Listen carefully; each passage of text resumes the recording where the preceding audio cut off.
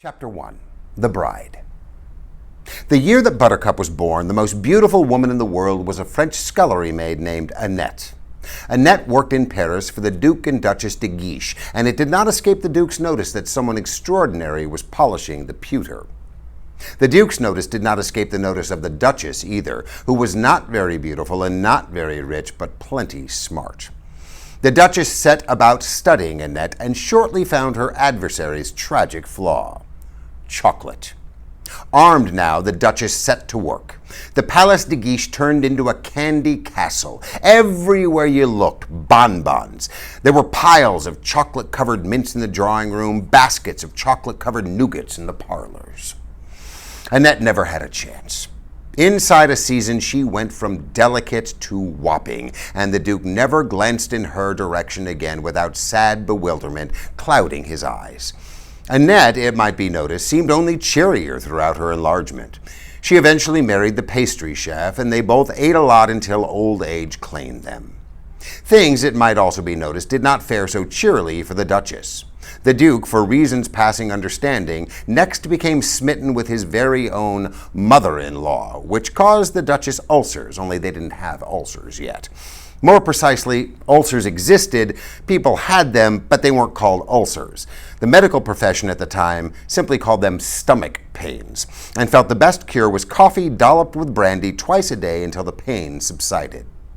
The Duchess took her mixture faithfully, watching through the years as her husband and her mother blew kisses at each other behind her back.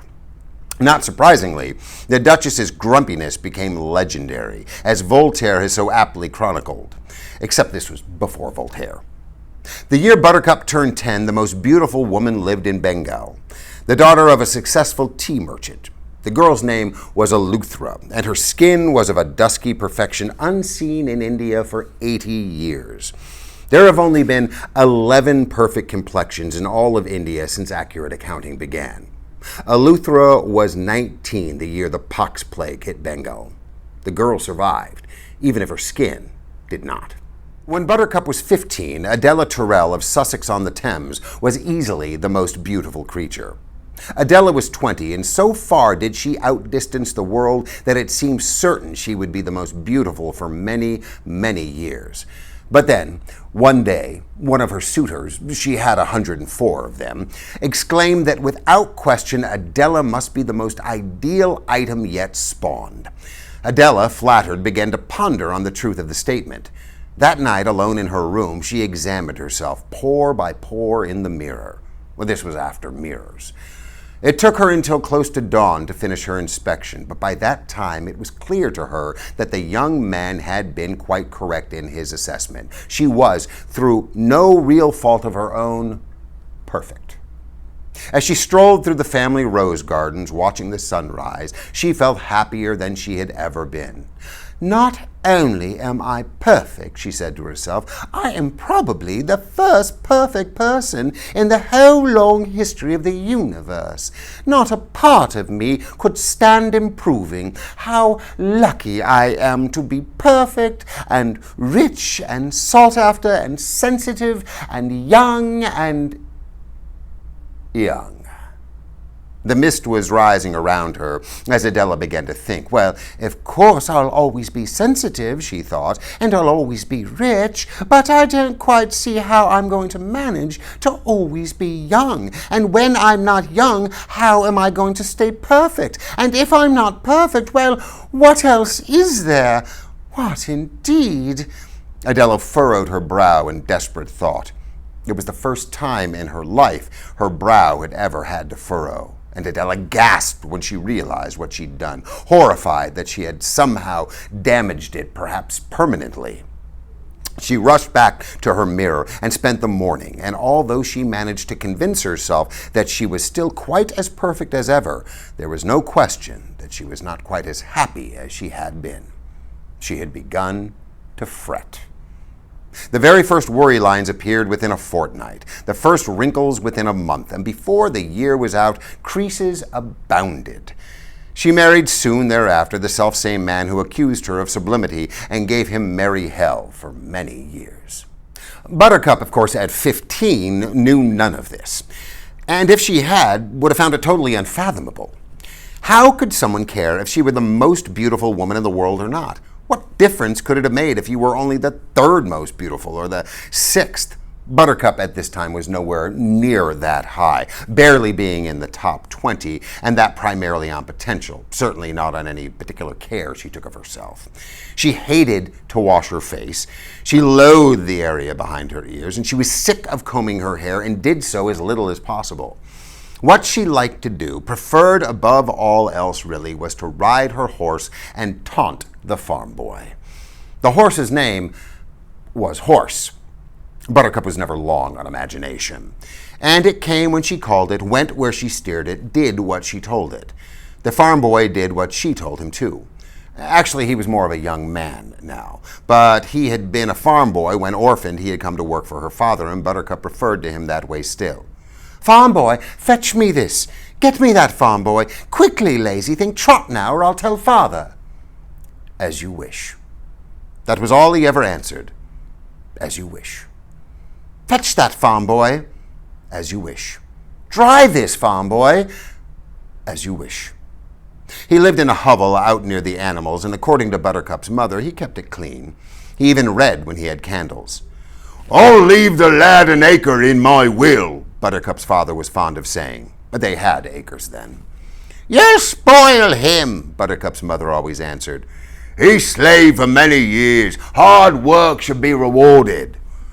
Then, rather than continue the argument, they had arguments then too, they would both turn on their daughter. "You didn't bathe," her father said. I did, Buttercup said.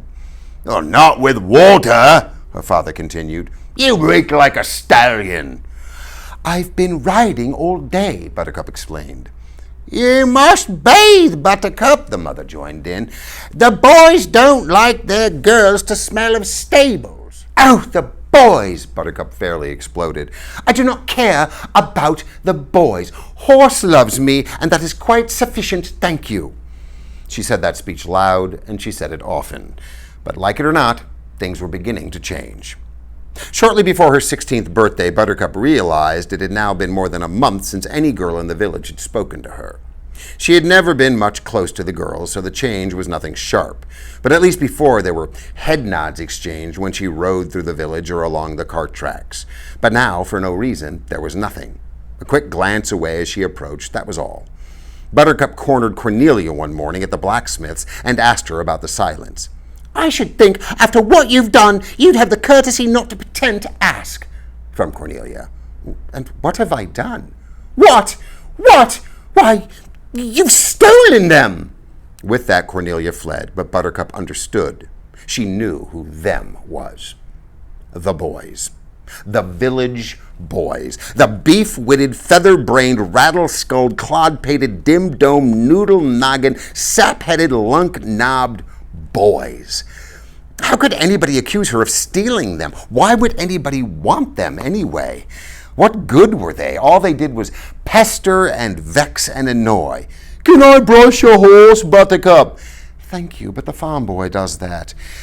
"Can I go riding with you, Buttercup?" "Thank you, but I really do enjoy myself alone." "You think you're too good for anybody, don't you, Buttercup?" No, I don't. I just like riding by myself, that's all." But throughout her 16th year, even this kind of talk gave way to stammering and flushing, and at the very least, questions about the weather. Do you think it's going to rain, Buttercup?" "Well, I don't think so. The sky is blue." "Well, it might rain." "Well, yes, I suppose it might." "You think you're too good for anybody, don't you, Buttercup?" No, I just don't think it's going to rain, that's all." At night, more often than not, they would congregate in the dark beyond her window and laugh about her. She ignored them. Usually the laughter would give way to insult. She paid them no mind. If they grew too damaging, the farm boy handled things, emerging silently from his hovel, thrashing a few of them, sending them flying. She never failed to thank him when he did this. "As you wish," was all he ever answered. The land of Florin sits between where Sweden and Germany would eventually settle. This was before Europe. In theory, it was ruled by King Lotharin and his second wife, the Queen, but in fact, the king was barely hanging on, could only rarely tell day from night, and basically spent his time in muttering. He was very old, every organ in his body had long since betrayed him, and most of his important decisions regarding Florin had a certain arbitrary quality that bothered many of the leading citizens. Prince Humperdinck actually ran things. If there had been a Europe, he would have been the most powerful man in it. Even as it was, nobody within 1,000 miles wanted to mess with him. The Count was Prince Humperdinck's only confidant. His last name was Rugen, but no one needed to use it. He was the only count in the country, the title having been bestowed by the prince as a birthday present some years before, the happening taking place naturally at one of the countess's parties. The countess was considerably younger than her husband. All of her clothes came from Paris. This was after Paris.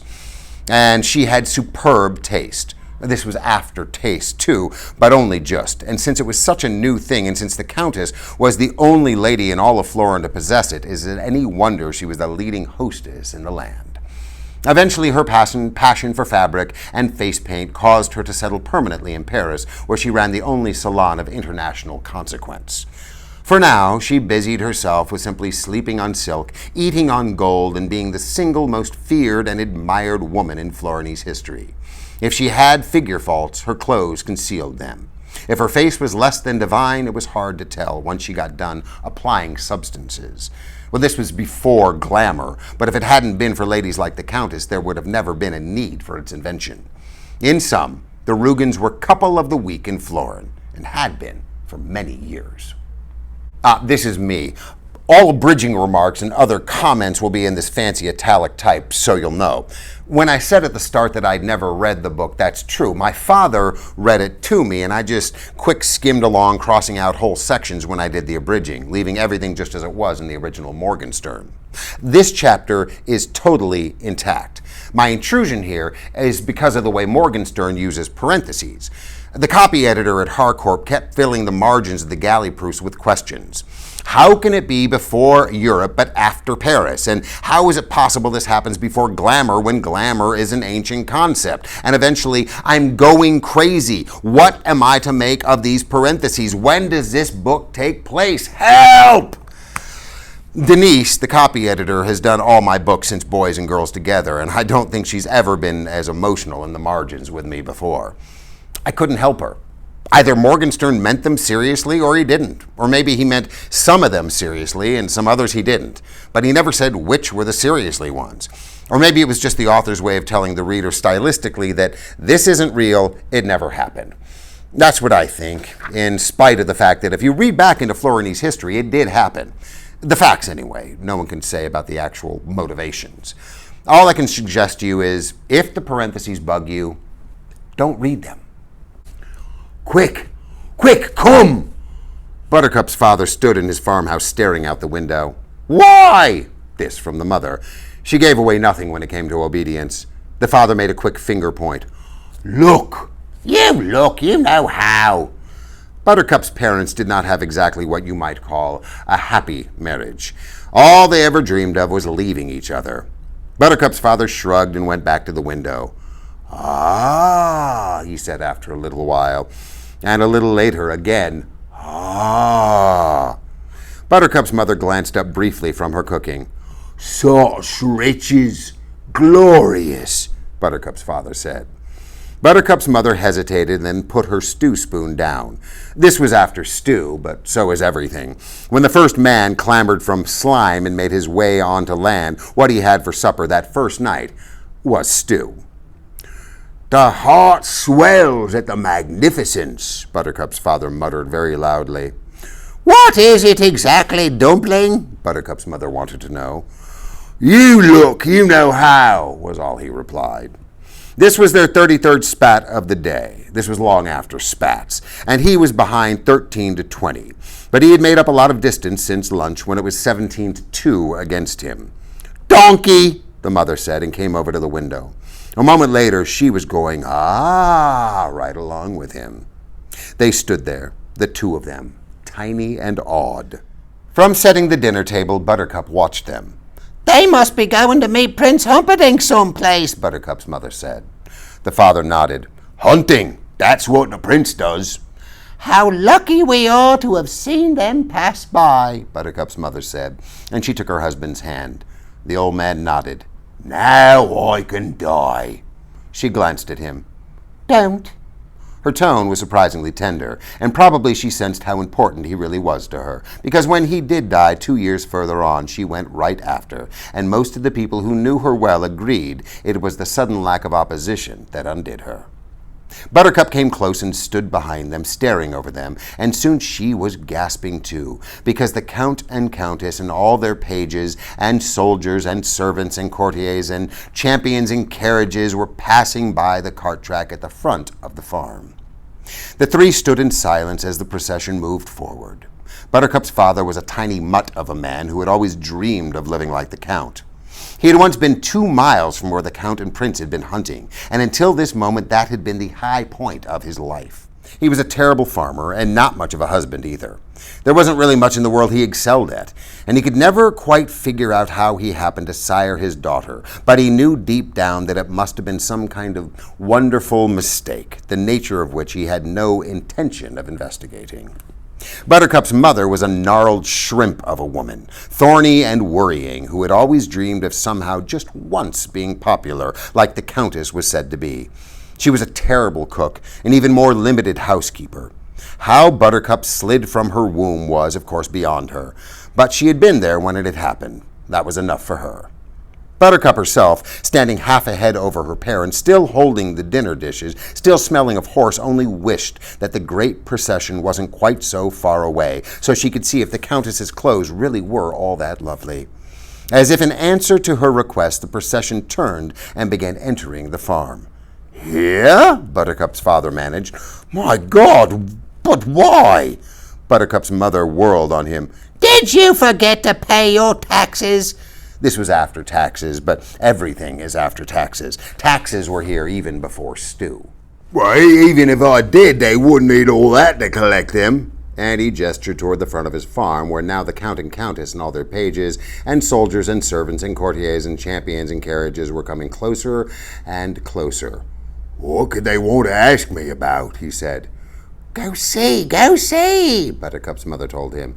You go, please. No, you, please. We'll both go. They both went, trembling. Cows, the Count said when they reached his golden carriage. I would like to talk about your cows.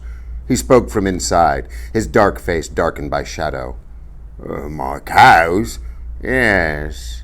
You see, I'm thinking of starting a little dairy of my own, and since your cows are known throughout the land as being Florin's finest, I thought I might pry your secrets from you. My cows? Buttercup's father managed to repeat, hoping he was not going mad, because the truth was, and he knew it well, he had terrible cows. For years, nothing but complaints from the people in the village. If anyone else had milk to sell, he would have been out of business in a minute. Now, granted, things had improved since the farm boy had come to slave for him, no question. The farm boy had certain skills, and the complaints were quite non-existent now. But that didn't make his the finest cows in Florin. Still, you didn't argue with the Count. Buttercup's father turned to his wife. What would you say my secret is, my dear? He asked. Oh, there are so many, she said. She was no dummy, not when it came to the quality of their livestock. You two are childless, are you? The Count asked then. No, sir, the mother answered. Then let me see her, the Count went on. Perhaps she will be quicker with her answers than her parents. Buttercup, the father said. How did you know we had a daughter? Buttercup's mother wondered. A guess. I assumed it had to be one or the other. Some days I'm luckier than... He simply stopped talking then, because Buttercup moved into view, hurrying from the house to her parents. The Count left the carriage. Gracefully he moved to the ground and stood very still. He was a big man with black hair and black eyes and great shoulders and a black cape and gloves. Curtsy, dear, Buttercup's mother whispered. Buttercup did her best. and the Count could not stop looking at her. Understand now, she was barely rated in the top 20. Her hair was uncombed, unclean, her age just 17, so there was still in occasional places the remains of baby fat. Nothing had been done to the child. Nothing was really there but potential. But the Count could still not rip his eyes away. The Count would like to know the secrets behind our cow's greatness. Is that not correct, sir? Buttercup's father said. The Count only nodded, staring. Even Buttercup's mother noted a certain tension in the air. "Ask the farm boy. He tends them," Buttercup said. "And is that the farm boy?" came a new voice from inside the carriage. Then the Countess's face was framed in the carriage doorway. Her lips were painted a perfect red, her green eyes lined in black. All the colors of the world were muted in her gown. Buttercup wanted to shield her eyes from the brilliance. Buttercup's father glanced back toward the lone figure peering around the corner of the house. "It is? Bring him to me." "He's not dressed properly for such an occasion," Buttercup's mother said. "I have seen bare chests before," the Countess replied. Then she called out, "You!" and she pointed at the farm boy. "Come here!" Her fingers snapped on here. The farm boy did as he was told, and when he was close, the Countess left the carriage. When he was a few paces behind Buttercup, he stopped, head properly bowed. He was ashamed of his attire, worn boots and torn blue jeans. Blue jeans were invented considerably before most people suppose, and his hands were tight together in almost a gesture of supplication. "Have you a name, farm boy?" "Westley, Countess." "Well, Westley, perhaps you can help us with our problem." She crossed to him. The fabric of her gown grazed his skin. "We are all of us here passionately interested in the subject of cows. We are practically reaching the point of frenzy, such as our curiosity. Why do you suppose, Westley, that the cows of this particular farm are the finest in all of Florin? What do you do to them?" "Oh, I just feed them, Countess." "Well, then, there it is. The mystery is solved, the secret. We can all rest. Clearly, the magic is in Westley's feeding. Show me how you do it, would you, Westley?" "Feed the cows for you, Countess." "Right, lad." "When?" "Now will be soon enough." And she held out her arm to him. "Lead me, Westley." Westley had no choice but to take her arm, gently. "It's behind the house, madam. It's terribly muddy back there. Your gown will be ruined." "Well, I wear them only once, Westley, and I burn to see you in action." So off they went to the cowshed. Throughout all of this, the Count kept watching Buttercup. "I'll help you," Buttercup called after Westley. "Perhaps I'd best see just how he does it," the Count decided. "Strange things are happening," Buttercup's parents said, and off they went too, bringing up the rear of the cow-feeding trip, watching the Count, who was watching their daughter, who was watching the Countess, who was watching Westley.